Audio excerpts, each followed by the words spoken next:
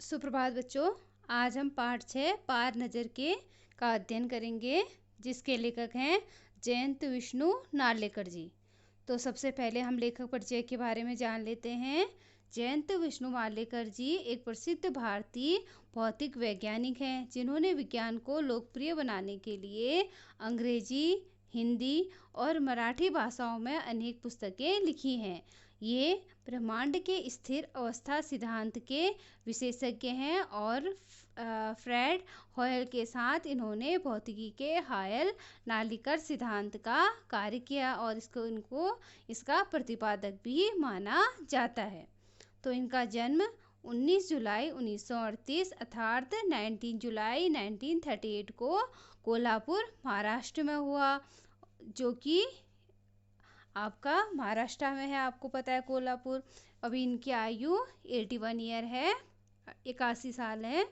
इनकी पत्नी का नाम मंगला नार्लिकर है। अब शिक्षा, जो जयंत विष्णु नार्लिकर जी हैं, इनकी शिक्षा कैम्ब्रिज टाटा के मूलभूत अनुसंधान संस्थान में हुई और इनको पद्म विभूषण, एडम्स प्राइज, पद्म भूषण ये सब इनके कार्यों के लिए दिया गया, क्योंकि इन्होंने भारतीय भौतिकी के क्षेत्र में बहुत सारे कार्य किए और इनका कार्य क्षेत्र भौतिक विज्ञान और खगोल शास्त्र रहा है। इन्होंने मराठी में बहुत सारी रचनाएं लिखी, जिनमें से आपका पार नज़र के पाठ, जो आपकी पाठ्य पुस्तक का पाठ है, लिया गया है। इसका हिंदी अनुवाद रेखा देशपांडे जी ने किया है। तो बच्चों, अब हम पाठ नज़र के पाठ का अध्ययन करेंगे। तो बच्चों, पहले इस पाठ के बारे में सामान्य बातें जान लीजिए। इस पाठ में एक छोटू नाम का बच्चा है, जो कि एक एस्ट्रोनॉट है। जैसे कि आप लोग होते हो, आपको कुछ ऐसे कोई चीज़ बोला जाता है कि ये चीज़ मत करो, यहाँ मत जाओ, तो आपकी मन में और जिज्ञासा होती है कि आखिर वहाँ क्या चीज़ है, आखिर क्यों हमको उस जगह जाने से रोका जा रहा है, आखिर ये काम करने के लिए हमें मना क्यों किया जा रहा है। तो ऐसी ही जिज्ञासा, ऐसी ही मन में इच्छा छोटू की भी है। अब वह क्या करता है, एक दिन अपने पापा का सिक्योरिटी पास चुरा लेता है और देखता है कि नज़र के पार, आखिर मेरे नज़रों के पार जो दूसरी तरफ है, वहाँ पर क्या चीज़ है, क्यों मेरे को वहाँ जाने से मना किया जाता है। तो उसी के लिए यह पाठ लिया गया है आपका। तो पार का अर्थ होता है दूसरी ओर, नज़र का अर्थ होता है आँख, जो आँखों के दूसरी तरफ है, जो आँखों के सामने हमें सीधे नहीं दिखाई देता, लेकिन आँखों के दूसरी तरफ है जो चीज़, उसको पार नज़र के कहेंगे। तो पाठ का अध्ययन शुरू करते हैं। वह एक सुरंगनुमा रास्ता था। आम आदमी के लिए इस रास्ते से होते हुए जाने की मनाही थी, लेकिन छोटू ने एक दिन अपने पापा का सिक्योरिटी पास लिया और जा पहुंचा सुरंग में। फिर क्या हुआ। अब बच्चों, जैसा कि मैंने आपको बताया कि जैसे आपको कोई काम करने के लिए मना किया जाता है, लेकिन फिर भी आप वो काम करने की आपके मन में जिद होती है, ऐसा ही छोटू के साथ हो रहा है। अब एक सुरंगनुमा रास्ता है जहाँ पे आम आदमियों को जाने की मनाही है, मना किया गया है, लेकिन जो छोटू है एस्ट्रोनॉट, आपको बताया था मैंने, तो उसको वहाँ जाने की उसके मन में जिज्ञासा है। वह देखना चाहता है कि आखिर वहाँ क्या चीज़ है। तो एक दिन जब उसके पापा सोए होते हैं, आराम कर रहे होते हैं, तो अपने पापा का सिक्योरिटी पास ले लेता है और फिर वहाँ सुरंग में चला जाता है। अब आगे क्या हुआ, अब देखते हैं। छोटू, कितनी बार कहा है तुमसे कि उस तरफ मत जाया करो, फिर पापा क्यों जाते हैं उस तरफ रोज़ रोज़। पापा को काम पर जाना होता है। रोजाना यही वार्तालाप हुआ करता था छोटू की माँ और छोटू के बीच। उस तरफ एक सुरंगनुमा रास्ता था और छोटू के पास इसी सुरंग से होते हुए काम पर जाया करते थे। आम आदमी के लिए इस रास्ते से जाने की मनाही थी। अब बच्चों, जैसे छोटू है और उसकी माँ बार बार दोनों के बारे बीच में यही बातचीत हुआ करती थी। वार्तालाप का अर्थ होता है बातचीत, हुआ करती थी कि उस तरफ मत जाया करो। अब छोटू भी अपनी माँ से बात करता था, जैसे माँ मना करती थी तो छोटू भी कहता था, अगर तो आप मेरे को बार बार उधर जाने के लिए मना करती हैं, तो पापा क्यों जाते हैं वहाँ पे। फिर माँ उसको जवाब देती है छोटू को, माँ कहती है कि पापा को तो काम होता है वहाँ पे, इसलिए पापा वहाँ जाते हैं, लेकिन हम लोग जो आम आदमी हैं हम लोग वहाँ नहीं जा सकते। हमारे लिए वहाँ जाने की मनाही है, हमें मना किया गया है। वहाँ पर कुछ खास लोग ही जाते हैं। अब छोटू की माँ बार बार छोटू को यह कहकर रोक दिया करती थी, लेकिन छोटू के मन में तो वहाँ जाने की जिज्ञासा है, वह तो वहाँ देखना चाहता है। अब देखिए वो आगे क्या करता है। चंद चंद चुनिंदा लोग ही उस सुरंग नुमा रास्ते का इस्तेमाल कर सकते हैं और छोटू के पापा इन्हीं चुनिंदा लोगों में से एक है। तो बच्चों, जैसे मैंने आपको बताया कि छोटू के पापा वहाँ पर दूसरी ओर इसलिए जाते थे क्योंकि वहाँ उनको काम होता था, और कुछ लोगों को ही वहाँ जाने की इजाज़त थी और लोगों के लिए वह रास्ता बंद था। तो कुछ चुने हुए जो लोग थे उनको ही उस सुरंगनुमा रास्ते का इस्तेमाल करने के लिए कहा गया था। अब छोटू के पापा भी उनमें से एक थे। अब देखिए आगे क्या होता है। आज छुट्टी थी, छोटू के पापा घर पर ही आराम फरमा रहे थे। नज़र बचाकर चोरी छुपे छोटू ने पापा का सिक्योरिटी पास हथिया ही लिया, चल दिया सुरंग की तरफ। अब बच्चों, माँ बार बार मना करती है, लेकिन छोटू के मन में तो वहाँ जाना है छोटू को। तो एक दिन क्या करता है कि जब उसके पापा आराम कर रहे होते हैं तो वह नज़र बचाकर माँ से छिपके और पापा से छिपके पापा का सिक्योरिटी पास चुरा लेता है। हत्या लेता का अर्थ होता है चुरा लेता है, और चला जाता है सुरंग की तरफ। वैसे तो उसकी पूरी कॉलोनी ही जमीन के नीचे बसी थी। यह तो सुरंगनुमा रास्ता था, अंदर दिए जल रहे थे। प्रवेश करने से पहले एक बंद दरवाजे का सामना करना पड़ता था। दरवाजे में एक खांचा बना हुआ था। छोटू ने खांचे में काट डाला, तुरंत दरवाजा खुल गया। छोटू ने सुरंग में प्रवेश किया। अंदर वाले खांचे में सिक्योरिटी पास आ पहुंचा, उसे उठा लिया। काट उठाते ही दरवाजा बंद हो गया। छोटू ने दोनों तरफ नजर दौड़ाई। सुरंगनुमा रास्ता ऊपर की तरफ जाता था, यानी जमीन के ऊपर का सफ़र करने का मौका मिल गया। अब बच्चों, जैसे छोटू अपने पापा का सिक्योरिटी पास ले लेता है और फिर क्या करता है, जैसे आप लोग देखते हो ना कि जब आप क्या करते हो, एटीएम से पैसे निकालते हो तो वहाँ पे क्या होता है, छोटा सा छेद होता है जिसपे आप एटीएम कार्ड को डालते हो तो आपका एटीएम कार्ड ओपन हो जाता है। तो ऐसे ही छोटू ने जैसे ही पापा का सिक्योरिटी कार्ड उस खांचे में डाला तो उसमें वह क्या हो गया, वह दरवाज़ा खुल गया और छोटू जल्दी से अंदर चला गया। और जैसे ही उसने कार्ड खींचा तो दरवाज़ा खुद ब खुद बंद हो गया। अब क्या हुआ, छोटू अंदर तो पहुंच गया था। अब वहाँ वो क्या देखता है कि वहाँ लाइट जली होती है, रोशनी जली होती है अंदर अंदर। उसके बाद छोटू क्या करता है, चुपचाप से इधर उधर नज़र दौड़ाता है, कोई मुझे देख तो नहीं रहा। उसके मन में ये डर भी है। अब वह रास्ते की तरफ जाता है। अब वह जो रास्ता है वह ज़मीन के ऊपर की तरफ को जाता है। अब फिर आगे क्या होता है देखिए। मगर कहाँ, मौका हाथ लगते ही फिसल गया। सुरंग में जगह जगह लगाए निरीक्षक यंत्रों की जानकारी छोटू को नहीं थी, मगर छोटू के प्रवेश करते ही पहले निरीक्षक यंत्र में संदेहास्पद स्थिति दर्शाने वाली हरकत हुई। इतने छोटे कद का व्यक्ति सुरंग में कैसे आया?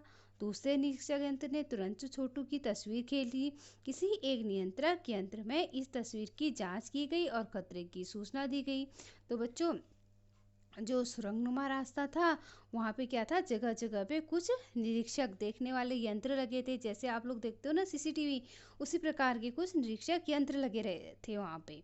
तो छोटू को तो उसके बारे में पता नहीं था। अब वो अंदर चला जाता है, लेकिन जैसे ही छोटू वहाँ पे जाता है, निरीक्षक यंत्र जो पहला वाला होता है, अब उसमें थोड़ी मतलब हरकत होती है कि ये दूसरा व्यक्ति अंदर कैसे आ गया, क्योंकि छोटू की पहचान तो निरीक्षक यंत्रों में थी नहीं। तो जो लोग वहाँ जाते थे उनको ही निरीक्षक यंत्र उनको पहचानते थे। अगर और कोई दूसरा व्यक्ति आ जाए तो निरीक्षक यंत्र अपनी हरकत में आ जाते थे, उसमें लाइट जलने लग जाती थी। तो जब छोटू वहाँ पे गया तो निरीक्षक यंत्रों में लाइट जलने लग गई। अब छोटू को दूसरा जो निरीक्षक यंत्र होता है वह छोटू को फ़ोटो खींच लेता है और जल्दी से उसकी जांच शुरू हो जाती है और खतरे की एक सूचना दे दी जाती है। जैसे आप लोग देखते हो ना, कहीं पे खतरे की आवाज़ होती है तो जल्दी से कोई आवाज़ बज जाती है, तो ऐसा ही यहाँ पे भी होता है। अब आगे देखिए, इन सारी गतिविधियों से अनजान छोटू आगे बढ़ता है। तभी जाने कहाँ से सिपाही दौड़े चले आते हैं, छोटू को पकड़कर वापस घर छोड़ आते हैं। घर पर माँ छोटू का इंतजार कर रही थी। बस अब छोटू की खैरियत न थी। छोटू के पापा न होते तो छोटू का बचना मुश्किल था। अब क्या हुआ बच्चों, जैसे छोटू की तस्वीर निरीक्षक यंत्र ने खींच ली तो उन्होंने सिक्योरिटी गार्डों को पता चल गया कि कोई ना कोई तो वहाँ पे ज़रूर आया है। तो वो लोग जल्दी से आके छोटू को पकड़ के ले जाते हैं और उसको उसके घर तक छोड़ जाते हैं। अब छोटू की माँ घर पे छोटू का इंतज़ार कर रही होती है। अब माँ को पता चल जाता है कि मेरे मना करने के बाद भी छोटू वहाँ पे गया था। तो माँ, अब तो छोटू को माँ पिटाई करने वाली थी। अब छोटू की कोई खैरियत न थी। लेकिन छोटू के पापा घर पे थे, वो बार बार माँ से छोटू को पिटाई खाने से बचा लेते थे। तो छोटू क्या हुआ, फिर बच गया। अब उसके बाद देखो क्या बात होती है। छोड़ो भी, मैं इसे समझा दूंगा सब, फिर वह ऐसी गलती नहीं करेगा। पापा ने छोटू को बचा लिया। बोले, छोटू, मैं जहाँ काम करता हूँ ना, वह क्षेत्र जमीन के ऊपर है। आम आदमी वहाँ नहीं जा सकता क्योंकि वहाँ के माहौल में जी ही नहीं सकता। अब जैसे छोटू के पापा घर पे होते हैं, छोटू को पापा को पता चलता है कि छोटू उस तरफ गया था जहाँ वो काम पे जाते थे। तो छोटू को समझाने लगते हैं, छोटू से कहते हैं कि बेटा वहाँ नहीं जाते क्योंकि वहाँ पे मैं काम करने जाता हूँ और वहाँ पे सब लोगों को जाने की मनाही है, क्योंकि वहाँ का जो माहौल है, वातावरण है, वो तुम्हारे अनुकूल नहीं है। वहाँ पे सब लोग जीवित नहीं रह सकते। हर आदमी के बस की बात नहीं है कि वो वहाँ पे जाए और काम करे और ठीक ठाक रहे। तो फिर उसके बाद अब छोटू पापा से सवाल करता है, फिर आप कैसे जाते हैं? अब छोटू का सवाल लाजमी था, ज़रूरी था।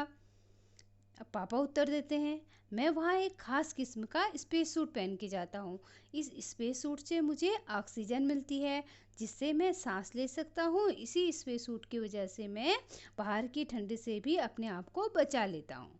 अब छोटू के पापा जवाब देते हैं कि बेटा, मैं वहाँ पे जाता हूँ तो मेरे पास एक ख़ास तरह का सूट होता है जिसको स्पेस सूट कहते हैं।